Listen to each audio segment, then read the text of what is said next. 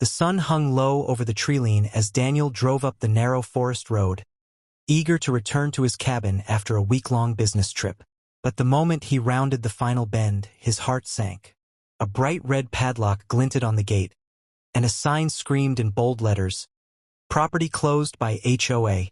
Panic and disbelief collided inside him. This was his land, his cabin, passed down from his family for generations. No board, no HOA, no official rule had the right to lock him out. The cabin beyond the gate seemed so small, helpless, like it was trapped behind bars it didn't deserve. Daniel tried the gate, tugged at it, but the lock held fast. Anger and frustration surged through him, yet beneath it was something sharper, a sense of irony. The HOA had no idea that the only access to the main road ran through a bridge he held legal title to. A bridge they couldn't claim, a lifeline they didn't understand. Neighbors peeked from their windows, whispering to each other. The local HOA president, a woman named Karen, was nowhere in sight, but her fingerprints were all over this action. Daniel took a deep breath, calming himself. He wasn't just a tenant. He was a landowner with the law on his side, and this silent standoff, fueled by arrogance and overreach, was about to get very interesting. Karen arrived minutes later in her black SUV, stepping out with the confident gait of someone accustomed to control. She crossed her arms, eyes narrowing at Daniel. "This property has been closed due to non-compliance," she said, voice sharp. "You'll have to wait until the HOA reviews your situation." Daniel shook his head. "This is my cabin. I've been gone for a week, not abandoned it." He pointed toward the bridge. "And do you see that? I hold the title to that bridge. Without it, no one leaves or enters this property. Legally." Karen scoffed, leaning on her SUV.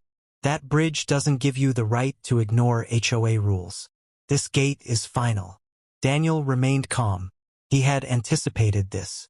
He knew the law, the boundaries of his ownership, and more importantly, he knew patience was his ally. Karen's bluff was loud and visible, but brittle beneath the surface. One wrong move, one misstep from her side, and the truth of his rights would be undeniable. Neighbors watched silently, sensing tension and fearing confrontation. Daniel's mind raced, planning the next move. This wasn't about revenge. It was about principle, protection of legacy, and exposing overreach.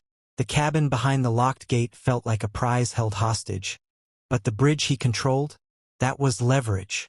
Hours passed with no one leaving or entering. Karen sent messages to homeowners, claiming she had the property secured, and that Daniel had violated HOA rules. Some neighbors whispered that Daniel had gone too far, but others began questioning her authority. Meanwhile, Daniel walked calmly to the bridge, inspecting the structure he legally owned. Every plank, every railing reinforced his sense of security. He knew that if the HOA tried to force access, they'd be walking on his property without legal claim.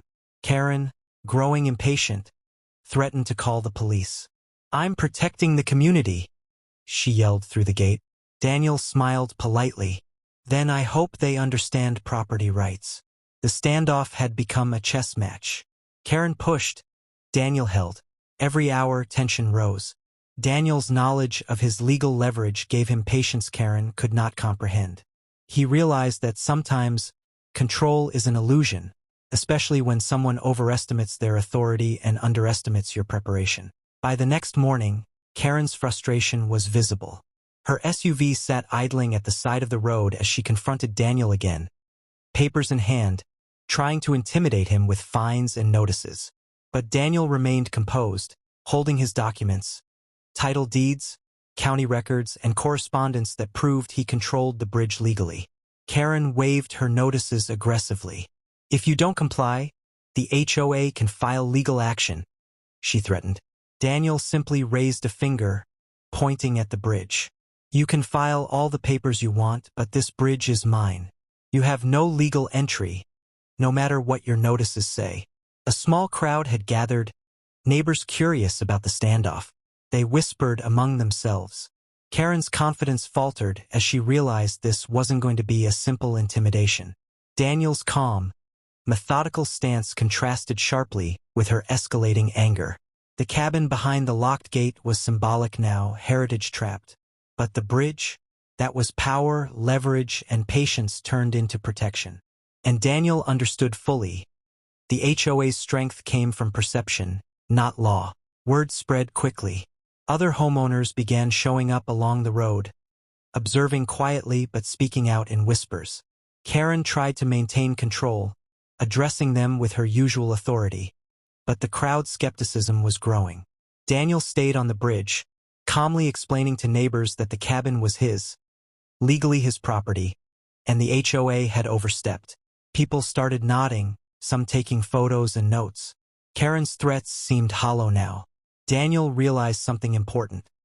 Sometimes, transparency and calm conviction are more powerful than loud aggression. By holding his ground legally and morally, he had shifted the narrative. The cabin wasn't just a home. It had become a symbol of justice and rightful ownership. As the sun reached its zenith, Karen's composure cracked. Her proclamations about authority sounded hollow against the silent truth of legal ownership and community observation. Finally, Karen retreated to her SUV, muttering under her breath. The crowd dispersed, some offering words of support to Daniel. He unlocked the padlock on the cabin gate and pushed it open, stepping inside. The cabin smelled of pine and cedar, familiar and comforting. Daniel walked through each room, reassured that his property was intact. The bridge he controlled remained unchallenged, a silent testament to law and patience. Karen's reign of intimidation had ended, not with violence, but with knowledge, composure, and rightful leverage. The neighbors recognized the power of fairness and legal rights over arbitrary control. Daniel understood that legacy and preparation often outweigh loud threats. His father's words echoed in his mind. Protect what is yours, not with anger, but with certainty. Weeks later, life returned to normal at the cabin.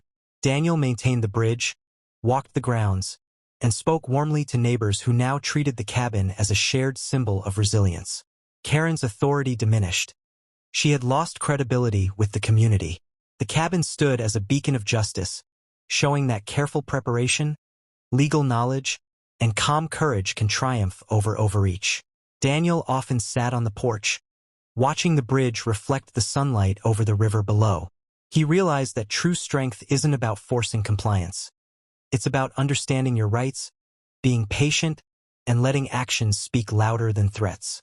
And in that quiet reflection, Daniel knew his family's legacy, and the cabin were safe, untouchable, and respected.